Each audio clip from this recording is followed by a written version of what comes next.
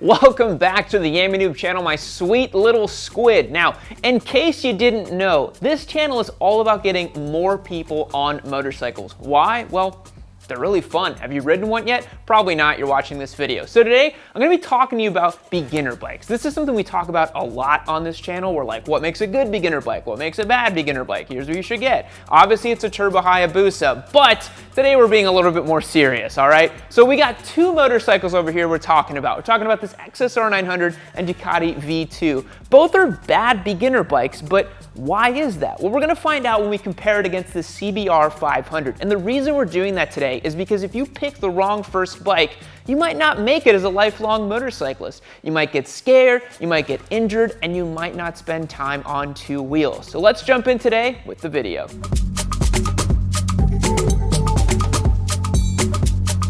All right, guys, I've got three things that makes a great beginner motorcycle. And they're three words: Suzuki Turbo Hayabusa. That's all you need to know. Click out of the video, you're done. I'm just kidding. So what are these motorcycles over here? This right here is this wheelie happy machine. It actually belongs to our newest team member. Her name is Whitney. I've reviewed and ridden this motorcycle before. It's a ton of fun to ride. This is our giveaway Panigale V2, and this is our giveaway Honda CBR 500R. Make sure you check out the links below and see who you can enter to win these motorcycles. Now, in all seriousness, the three things we're gonna be talking about today are ergonomics and control of the motorcycle. We're gonna be talking about the throttle, which is the main point of contact with you and your motorcycle. And the last thing we're going to be talking about is the temptation of riding a larger, more powerful motorcycle. Now, let's swing a leg over each of these machines and see how they feel. Ergonomics and control. All right, guys, when I straddle aboard something like this Panigale V2, the Biscotti boy inside of me gets all excited. I want to go to the track, I want to trail it into corners, and I want to carve up my PBs. But when I put myself in the mindset of a beginner, this is a really bad place to sit. So number one, the ergonomics are super committed. So I'm way leaned over on this motorcycle, my pegs are really up high, and my seat is really high as well. So why is that bad? Well, number one, it's gonna be really uncomfortable when you're just starting to learn how to ride and do all of that. But number two, it's gonna be really hard to actually maneuver this motorcycle in slow speeds. So even doing small stoplight things, you know, when you're crawling to a stop with this kind of package here, you might get yourself all out of sorts here. You're kind of going up to the stop and then you don't know where your rear brake went and everything gets out of shape. So don't start on something like this just from that perspective alone. But when you consider the controls on here as well, I mentioned trail braking into corners. A beginner's not gonna know how to do that. What a beginner will know how to do is panic brake with their four fingers right here and endo this bike front over end and then fall on their butt and not get back on a motorcycle. So skip something like this Ducati Panigale V2 and get yourself something a little bit more appropriate. Now, when I swing a leg over this CBR 500R, everything starts becoming apparent. Wow, what a comfortable place to sit. I'm over here on this motorcycle and it just feels so easy to ride. My legs have a slight bend in them. The bars are way more amenable. I'm over here, the pegs are nice and low, and I feel like I have a commanding presence over this machine. When I mentioned the brakes on the Ducati, when I jump on these brakes, you're not gonna endo this thing, and if you can, shoot me a DM because I'd love to learn how to endo this motorcycle because I don't think it's possible. The clutch feel is gonna be a lot lighter and simpler too. Now, the big thing I wanna mention on this motorcycle as well is that the gearing is different too. That Ducati Panigale V2 will literally do 80 miles per hour probably in first gear, whereas something like this Honda, you're gonna have to go through 4 gears to get there, so it's not gonna be as easy to just whack on the throttle and yeet yourself through time and space on it. So this is a motorcycle that you can get along with really well, you can learn with it, you can really understand the fundamentals of riding on something like this CBR 500R. Throttle response. So we were talking about throttle control. I think so, yeah. So for beginner riders, the thing that I like to think about is, you know, the fact that the throttle is the most intimate connection to the bike. You know, when you crack it open a little bit, it changes a lot of stuff on a bike. Why, in your opinion, would you say this XSR is bad at that? I think because it responds with so much excitement and so much gusto. It's the second that you just twist your wrist, it's full throttle. It does it with personality, which I think is what attracted me to it in the first place. And it grew, that snappiness did grow on me, but obviously with years of experience. So I think, you know, when you're a beginner rider, essentially, there's so much going on. You're looking ahead, you've got Right. traffic going on. The last thing you kind of want to think about is your throttle. Yeah. You just want it to be a symbiotic relationship between, what you want to happen, versus what the bike is just going to do on its own. Yeah, show me what that looks like on this bike if you want to just pull ahead and just kind of show how much it jerks back and forth.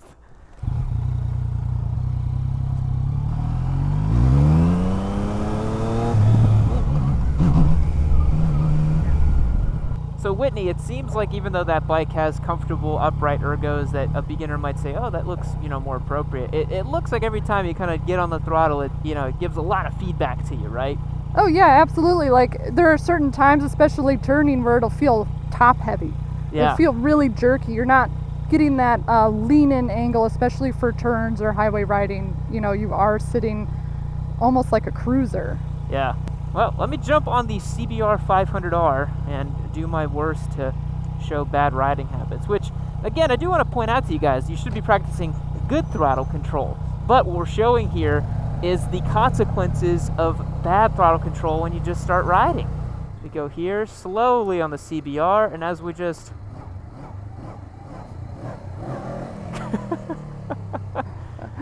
even on a little bike, when you're doing stuff like that, the result is not great. So imagine on a high-powered machine what it would do for you. It would just be a bad time,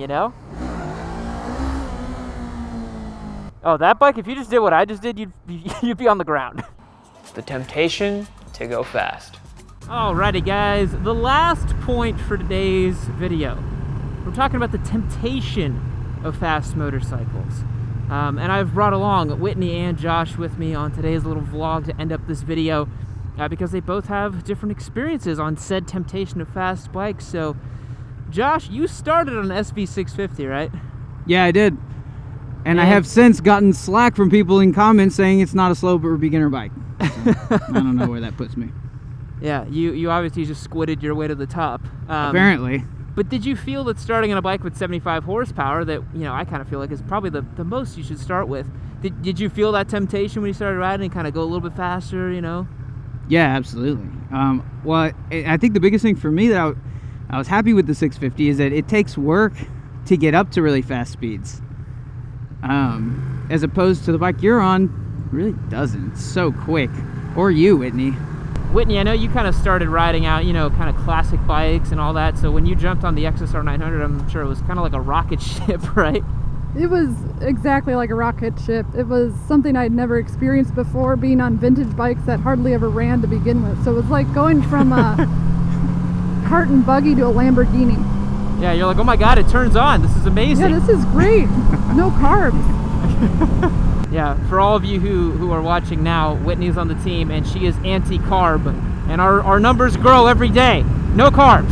For me, I remember when I jumped from my R3 to my 675R, which honestly it was a huge jump, going from something with like 40-something horsepower to 128 horsepower. Like Whitney said, it felt like a rocket ship, and kind of what we were talking about in the shop earlier, Josh, just pulling out of the first gear, and it's just so tempting to just open the throttle and just keep going and keep grabbing gears and just keep accelerating. And that's why it's nice, for a lot of these beginner bikes, the whole package is there. The ergonomics are comfortable, all the controls are mellow, but it's just, you can do 100 miles per hour on a Ninja 300 or whatever, but you gotta really want it. You're not gonna accidentally do 100 miles per hour on a 300. So yeah, I think it's hard to make the case that, something like what I'm on right now could be a beginner bike. Because yeah, it's sure you could start on it, but it's like everything is working against you, Absolutely. With even the slower even bikes, this neutral here that I can't find. I'm stuck. I can't get it. man, but does it look good? And sounds good. Better. Yeah. And I get it, that's part of the appeal of motorcycling is you want something sexy, you want something cool, but it's definitely not something you could just jump into. It's a terrible idea. Did you ever get the sense, Whitney, on the temptation on that XSR 900 that it was like, you were like, oh shit, this is a lot of bike, maybe I don't want something like this? It definitely crossed my mind. I remember just taking it on a straightaway and thinking, did I make a mistake? But after a few more laps before I decided to throw in the towel, I was like, this bike is amazing. So Josh, as someone that started on, something a little bit bigger, would you recommend it to the beginner rider, or would you say that maybe you would have preferred to start on something smaller? What do you think nowadays? Yeah, really recently, I've started to have the thought that I would have really enjoyed starting on a small sport bike. Because there was a lot of apprehension when I was learning to ride. To go down City Park Road, to do stuff in the parking lot. I mean, that bike will buck you really, really hard being a V-twin 650. And because of that, I think I spent a lot of time just trying to not do the wrong thing, and a lot less time focusing on my riding or enjoying myself or doing proper things on the motorcycle, like where to put my feet and how to ride well. Yeah, I'll definitely second that. You spend a lot of the developing your rider profile, more taming the beast than you do kind of starting with the basics, which would essentially make you a better rider versus just somebody who's constantly wrangling in a wild horse or something. Yeah, I talk about that a lot on some of my videos where I'm just like, there's a difference between learning how to ride and just like surviving on your bike, just because you can make it down the street on an R1 doesn't mean you know how to ride, And I think a lot of guys and girls get that confused. They're like, well, I've been on this big powerful bike for 2 months and clearly I can ride it. It's like, yeah, you can, by the very bare definition of riding, ride it, but you don't have command of the machine. Whereas a smaller bike, when you jump on it, everything around it it's going to be so easy to just jump on it and learn how to ride it and learn how to take those skills and apply it to any other bike. So yeah. So Whitney, let me ask you this: do you wish that you had gotten something else, or do you like the XSR and you like that kind of jump up that you did?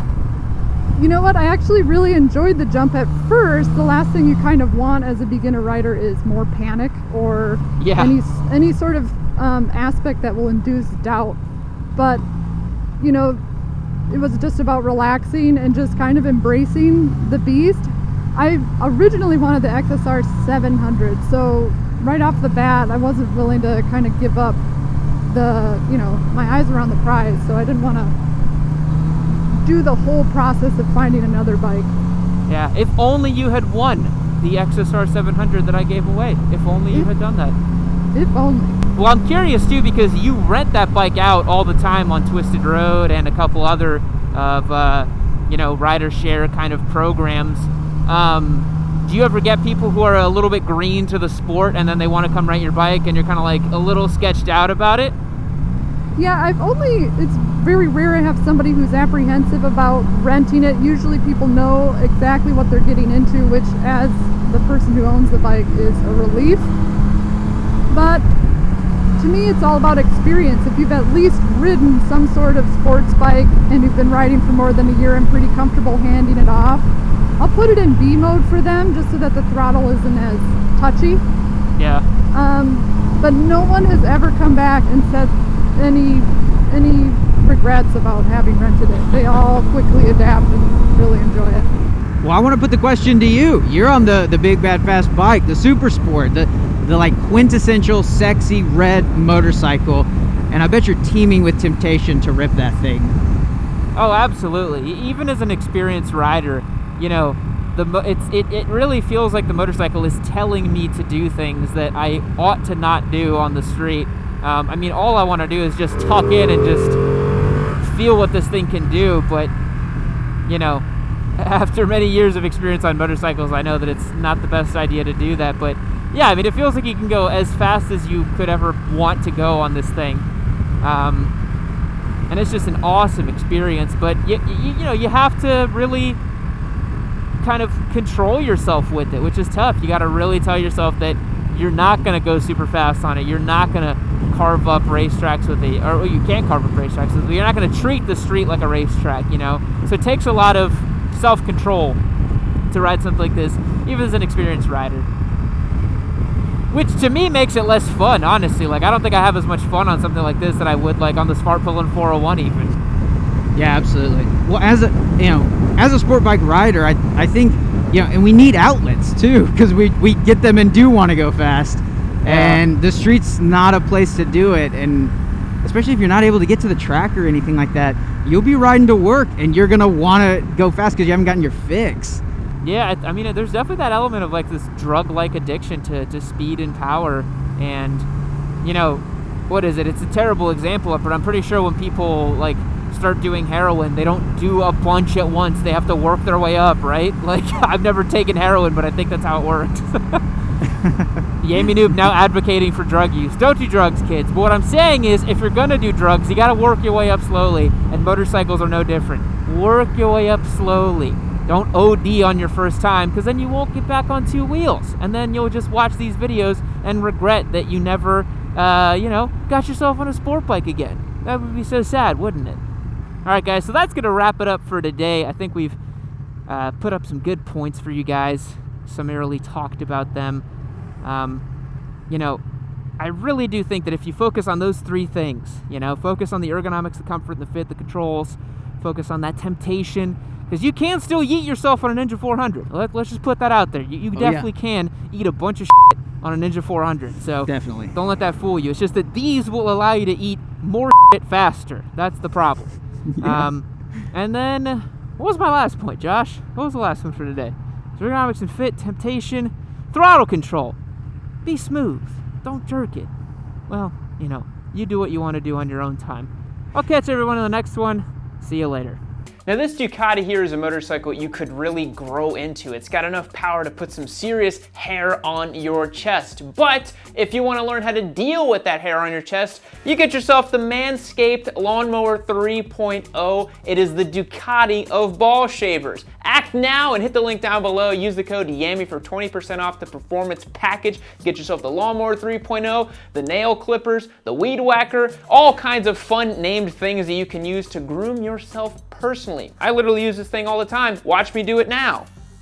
So look, real talk, there's no such thing as a beginner, intermediate, or expert level ball shaver. There's just one that you need. Hit the link down below. Use YAMI to get 20% off Manscaped's products. You've made it to the end of a Yami Noob video. Did you like what you saw? Do you want to see more of it?